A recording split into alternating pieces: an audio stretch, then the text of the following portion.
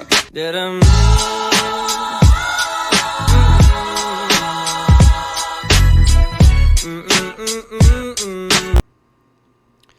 guys, so I wanted to take a look at some of the free agents that have already been signed this far into the offseason.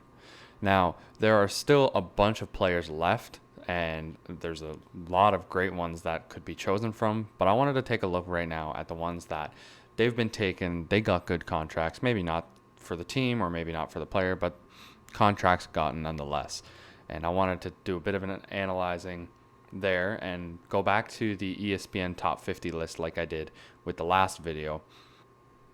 To start, I want to take a look at the top three, where we got Anthony Rendon, Garrett Cole, and Steven Strasburg.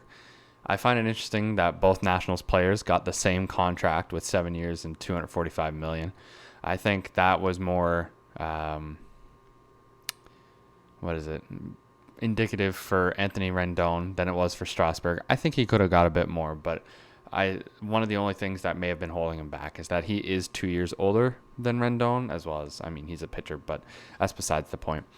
The thing that confused me the most, though, was that Garrett Cole got $324 million for 9 years. No surprise it was the Yankees, because no other team could do something as expensive as that right now. And that's fine, sure, but I don't think Garrett Cole necessarily deserved that kind of a contract. That would have been more to me like a Steven Strasburg contract. The reason I say that is because Steven Strasburg has always been good. When he started to now, he has always been good. The only issue that people have had is that his play has been at times limited due to injuries or whether they don't play him enough, things such as that. So he has less time played, but he's always been good. Garrett Cole, on the other hand, he got the better contract, and he's only been phenomenal for 2 years, the past 2 years. And of course, that would be one of those things where it's like, okay, 1 year is a fluke, but 2, oh man, he must really be good. But he's had several years before that. He's had, I believe it's four playing years before that, and he wasn't nearly as good as that. He was a decent pitcher, but he wasn't as big of a powerhouse as he is now.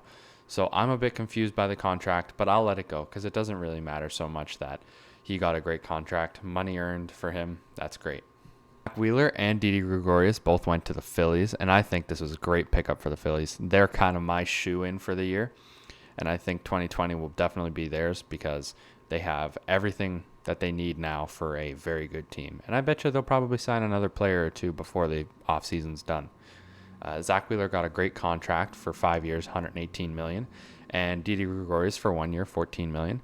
That doesn't surprise me that he only got 1 year and even below the qualifying offer amount, because they had him on the top 6 players of the free agency. I don't think that he should have been that high, and especially being 29, he should have got a long contract because you're young. Look at the top 2 players, Garrett Cole and Anthony Rendon. They're both 29 too, and so is Zach Wheeler even.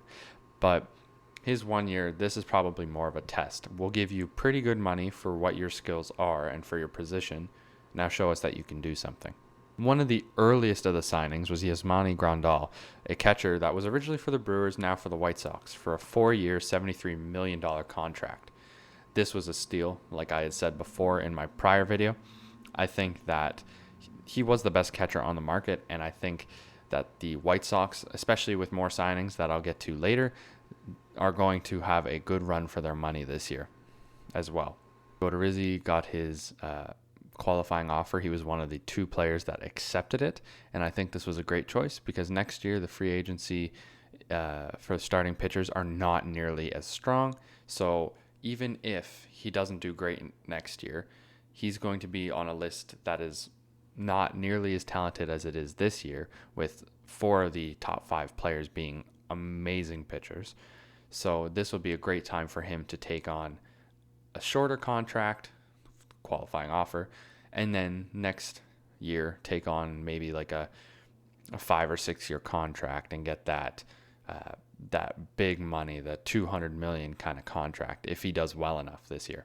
Bumgarner, he signed for the Diamondbacks, and I'm impressed. They were definitely a team I wasn't expecting to take on a player like Bumgarner, but for a 5-year, $85 million contract, especially with $15 million deferred, so 20 million a year.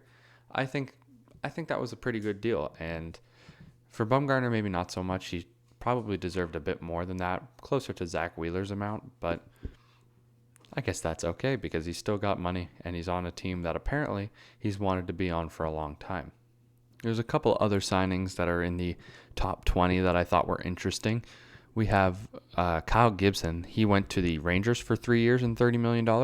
That was a steal, and as I will mention later, I think the Rangers have a very, very scary rotation coming up next year with 5 incredible pitchers.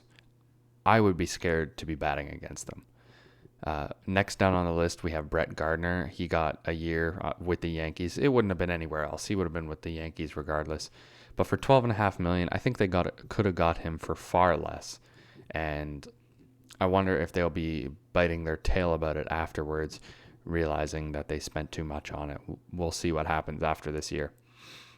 And the final one that I want to talk about there's 2 more, is the first one is Tanner Roark. He went to the Blue Jays for 2 years and $24 million. I think this was a bit expensive. I think he could have probably got in with 2 years, $20 million, would have been more realistic, but nonetheless, 2 years and $24 million. The Jays needed it. They need at least another pitcher, so I wouldn't be surprised if they have another high starting pitcher signing coming up. And then the other player that's in the top 20 was Cole Hamels, who went to the Braves for 1 year for $18 million. I don't know why he didn't get a qualifying offer if he was going to get so much money for 1 year. But the Braves, I think they're going to enjoy that because Cole Hamels is a great player. What he has played has been fantastic. However, he hasn't played very much. So if it's worth it, then the limited innings that he does play, then that's fine for the Braves. And I think in their case, it would be because they only have 3 starting pitchers that are good. One of the biggest signings for me that I was very happy about was that Howie Kendrick went back to the Nationals for another year for just under $6.5 million.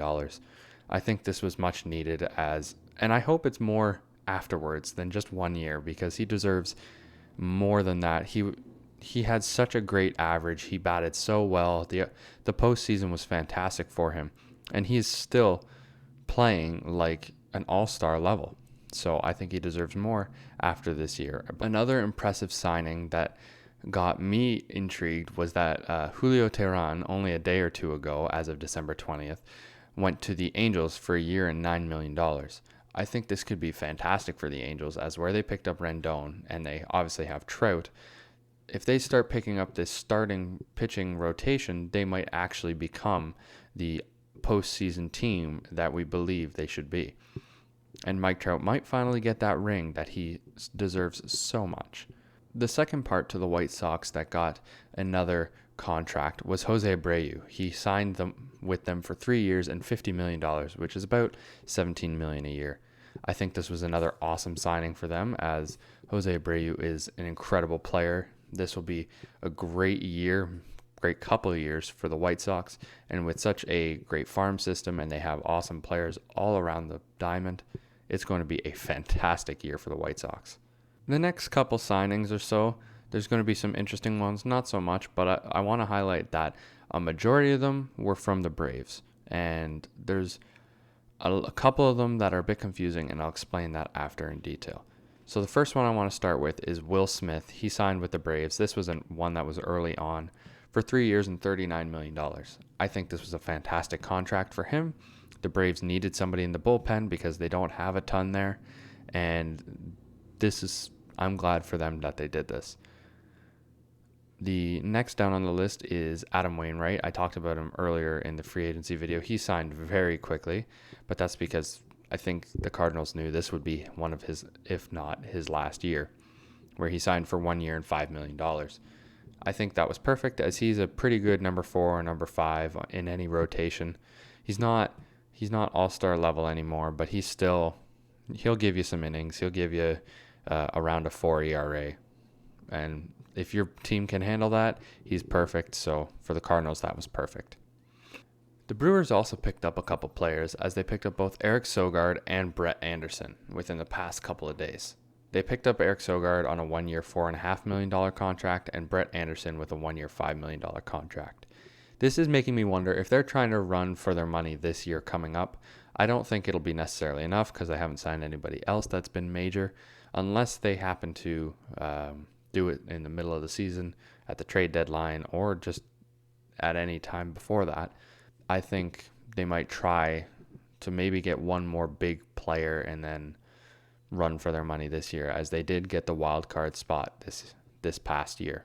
Next on the Braves list, and it will be the next two, was both Tyler Flowers and Travis d'Arnaud. Or Darnaud, I don't even know. Tyler Flowers got 1 year and $4 million, and then Travis d'Arnaud got 2 years and $16 million. I got very confused by this because these are two high-level catchers. They're both incredible catchers and are fantastic for their position. I also wanted to make sure I named a few of the signed players already that they weren't on the top 50, but they were very essential players that I thought would be great pickups for their teams that they chose. The first of which was Blake Trinan, who went to the Dodgers for 1 year and $10 million. I think that was a fantastic pickup, as their relieving pitching the past year wasn't nearly as good as it could have been. And with Kenley Jansen on the decline, it seems, this would be perfect for them to see if it can get better in the next year to come. As I said with the Rangers and their starting pitching, I think it was kind of impressive that they got both Kyle Gibson and Jordan Lyles in their starting pitching, and they traded for Corey Kluber all in one off season, which is incredible because when they already have Lance Lynn and Mike Minor, it's going to be ridiculous how good their starting pitching will be. Unless one of them or more than one of them declines, it'll be a scary year for batting against Texas. Did you guys like the video? Let me know down below, and like, comment, and subscribe whenever you like. As always, have a great rest of your day, and keep on watching for new content.